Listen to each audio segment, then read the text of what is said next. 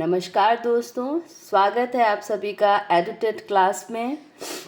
आज मैं आप लोग को प्राकृतिक संख्याओं के योगफल पर आधारित कुछ सूत्र बताएंगे। इससे रिलेटेड क्वेश्चंस, एक दो क्वेश्चन स्टेट एग्ज़ाम में ज़रूर आते हैं।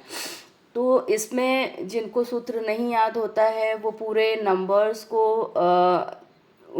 लिख कर और उसका फिर योग निकालते हैं, तो उसमें काफ़ी टाइम चला जाता है। तो उस चीज़ के लिए प्राकृतिक संख्याओं को, जो चीज़ हम पहले वीडियो में आप लोग को बता चुके हैं कि एक से लेकर जो गिनती शुरू होती है और अनगिनत तक, उसे हम प्राकृतिक संख्याएं कहते हैं। तो उनका योगफल निकालने के लिए कुछ दो तीन सूत्र दिए हुए हैं जिनका हम एग्ज़ाम में यूज़ करके अपना टाइम हम बचा सकते हैं।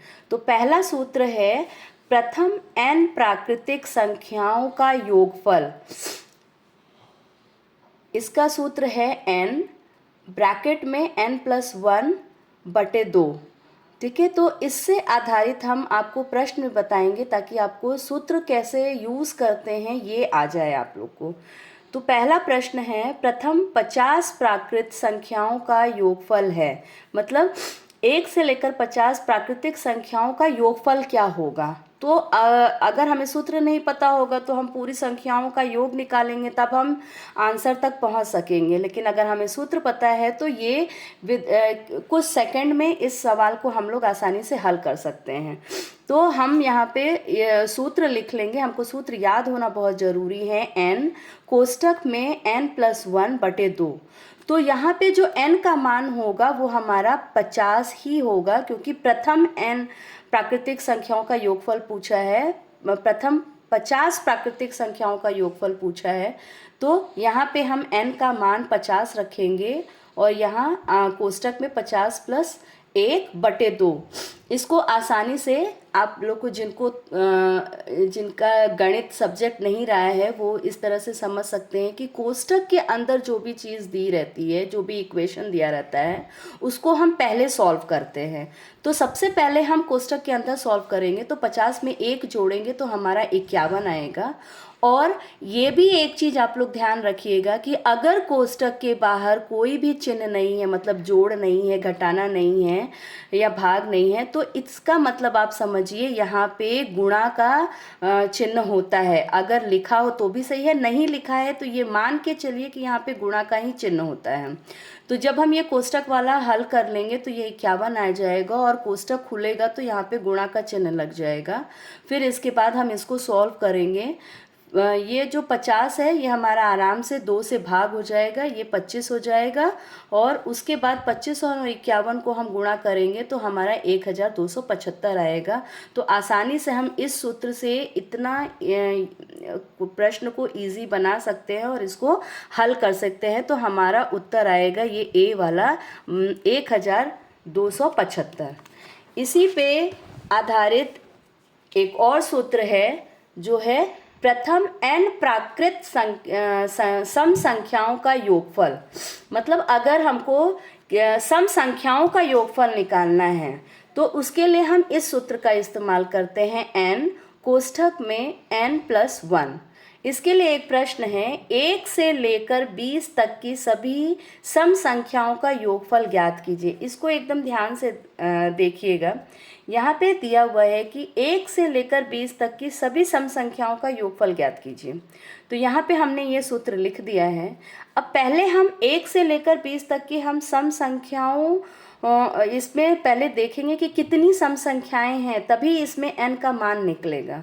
तो इसमें सम संख्या निकालने के लिए कि 1 से लेकर 20 तक में कितनी सम संख्याएं आ रही हैं, इसको हम 20 यहाँ पे दिया हुआ है प्रश्न में, तो 20 को हम 2 से भाग करेंगे तो हमारा यहाँ पे 10 आएगा। तो ये हमारा सम संख्या निकल गया है।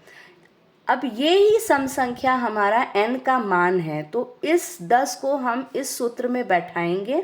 तो 20 तक की सम संख्याओं का जो योगफल होगा, ये हमको पता चल गया कि n का मान 10 है। और फिर इसके बाद 10 + 1 करेंगे। इसको हम बता चुके हैं पहले भी कि कोष्टक में जो भी इक्वेशन दिया रहता है उसको पहले सॉल्व करते हैं। तो ये 10 में 1 जोड़ेंगे तो 11 आ गया, और यहाँ पे कोई चिन्ह नहीं है, इसका मतलब ये गुणा का चिन्ह होगा, और 10 में 11 हम गुणा करेंगे तो 110 आएगा, तो इसका उत्तर हमारा 110 आएगा।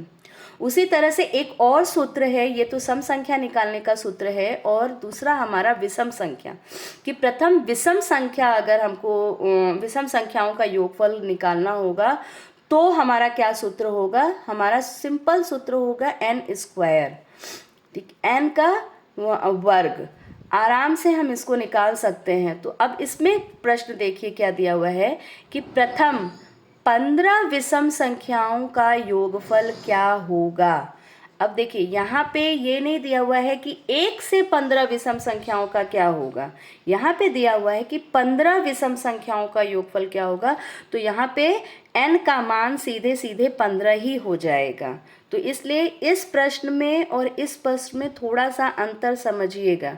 यहाँ पे हमने सूत्र पे एकदम डायरेक्ट 20 क्यों नहीं लिखा है, क्योंकि हमको सम संख्याओं का मान बताना था, और यहाँ पे सीधे सीधे लिखा हुआ है कि शुरू के जो 15 विषम संख्याएं हैं उनका योगफल क्या है। तो उसके लिए हम यहाँ पे ये सूत्र लगाएंगे n², तो n का मान हमारा 15 हो गया है, और 15 का स्क्वायर जब हम करेंगे तो ये हमारा 225 आएगा।